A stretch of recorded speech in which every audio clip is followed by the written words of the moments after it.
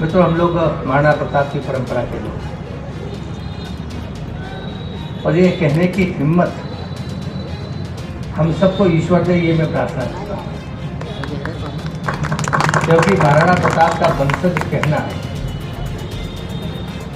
जान हथेली पर लेकर घूमना है,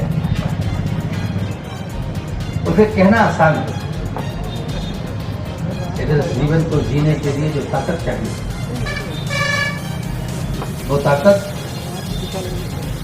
उठने होने से नहीं मिले।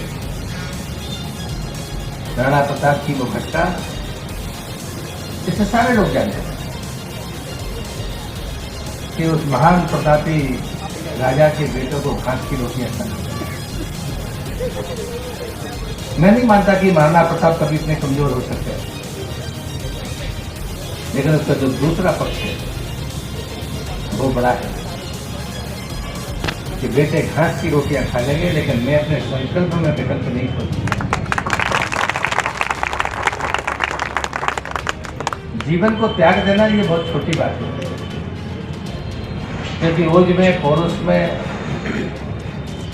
ये चीजें छतरी के सामने घट जाना कोई बड़ी घटना नहीं। छतरी कभी लंबी आयु नहीं मांगता, लेकिन बच्चों के सम्मान और बच्चों के स्नेह के बारे में अगर कोई कमजोर ना पड़े तो वो भगवान ही हो सकता है, वो आदमी नहीं।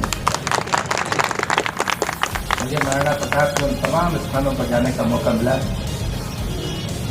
जहां पर वीरों ने उनको राष्ट्र किया। फिर तो मैं बार बार कहता हूं, एक चुनौती हम सबके सामने है। कभी ये सोचा कि ये सामर्थ्य कहां से आता है? आज जब कभी हम इस बात का विचार करते हैं तो आने वाली पीढ़ी को देना क्या चाहिए, और हम दे तब पाएंगे जब देने का चरित्र हमारे भीतर होगा। अगर आप ये मानते हैं कि महाराणा प्रताप का स्मरण सिर्फ त्याग है, मैं कहता हूं कि उनके बारे में सोचना अधूरा होगा। जितने गुण किसी पुरुषार्थी में हो सकते हैं, वो सारे गुणों के धनी महाराणा प्रताप। लेकिन उसके बावजूद भी जो परिस्थितियां थी, एक घोड़े में के 3 पैर लगे हुए हैं, 1 पैर ऊपर है। जो देश ने विधान बनाया उसमें कहा गया कि जो युद्ध में मार शहीद हुआ उसके घोड़े के दोनों पैर ऊपर हो गए। जो वीर गति को प्राप्त हुआ लेकिन युद्ध में उसने प्राणी चाहिए तो उसका 1 पैर ऊपर हो। और जो कितना ही बड़ा राजा रहा हो, अगर वो शहीद नहीं हुआ तो उसके चारों पैर हो। लेकिन मैं मानता हूं कि कभी भी राणा प्रताप ने जिसकी कामना नहीं है, उनकी परंपरा में वो राजा नहीं माने जाते। एक लिंग महाराज को राजा घोषित करके उस राज का संचालन करने वाली परंपरा का नाम है राणा। आज जिस परिवेश में हम जीते हैं, अधिकार और पदों को प्राप्त करने की होड़ है, लेकिन परोपकार का भाव कहां से आएगा? बच्चों के मन में साहित्य की गहराई का अध्ययन, गंभीर साहित्य का अध्ययन, धार्मिक साहित्य का अध्ययन जब तक नहीं होगा, राणा प्रताप पैदा नहीं हो सकता है। दूसरे साहित्य पढ़ने से त्याग का भाव नहीं आ सकता, सेवा का भाव नहीं आ सकता, सेवा का संकल्प नहीं हो सकता। आप व्यापार की मंशा को मजबूत कर सकते हैं, लेकिन परोपकार की मंशा को मजबूत नहीं कर सकते। और फिर ये कहने भर से काम नहीं चलेगा कि प्रत्येक के पत्थर की मूर्तियां अपने जीवन चरित्र को हमारे सामने रखती हैं। यदि हमारे बच्चों में सेवा का संकल्प हो तो कुछ हमारी भी जिम्मेदारियां हैं जो हमें पूरी करनी पड़ेगी। तो ये आसान बात नहीं है, लेकिन कठिन भी नहीं। हम जिन महापुरुषों को पूछते हैं, जिन पर हम अपना अधिकार जताते हैं, किसी एक गुण में हम उनके साथ करने के लिए तैयार हैं। शपथ तो आपको लेनी पड़ेगी, संकल्प तो लेना पड़ेगा।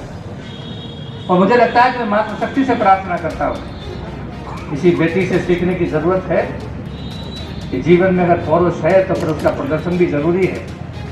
और कभी अन्याय का मुकाबला करना पड़े तो हम अपने आप को कम करना माने। सामर्थ्य खर्ची करना बुरी बात नहीं है, सामर्थ्य का सदुपयोग करना सफलता है। और जब हम विनती करता है ऐसे अवसरों पर कोई श्रेय लूटने का उसकी होड़ नहीं।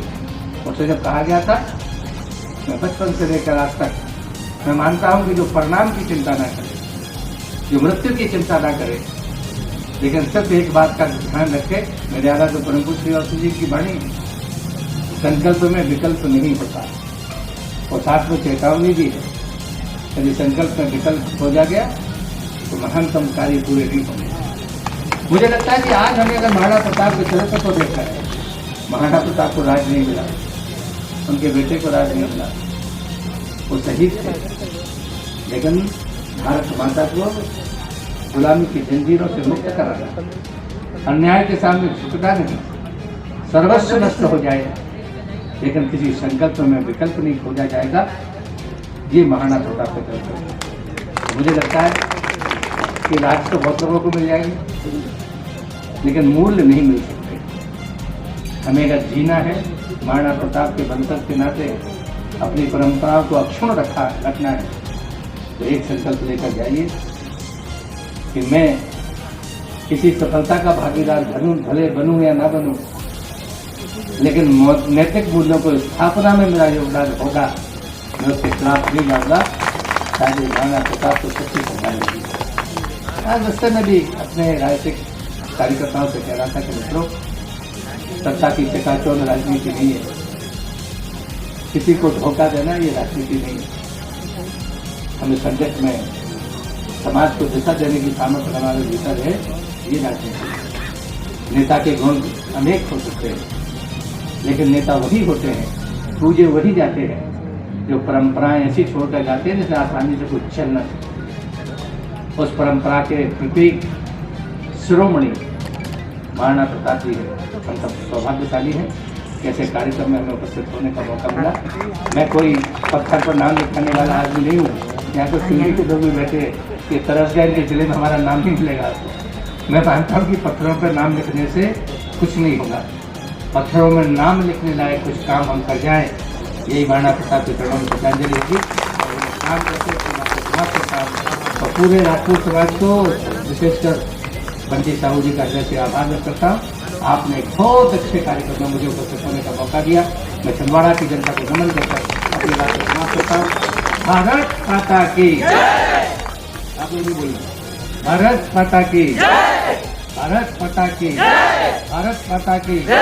वीर शिरोमणि महाराणा प्रताप, वीर शिरोमणि महाराणा प्रताप, वीर शिरोमणि महाराणा प्रताप। नमस्कार।